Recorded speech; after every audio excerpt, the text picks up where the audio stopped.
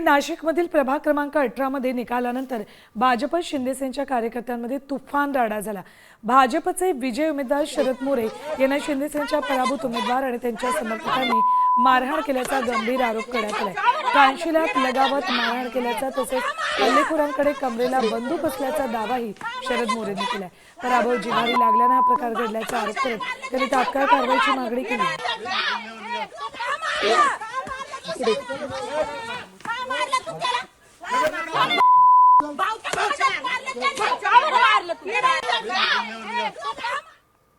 मातोश्री आशा पवार यांचा पराभव झाला।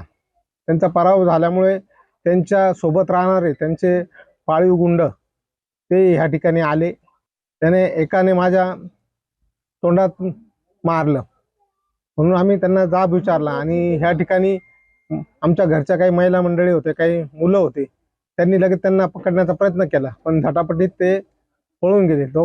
दोघांच्या कमरेला कट्टा होता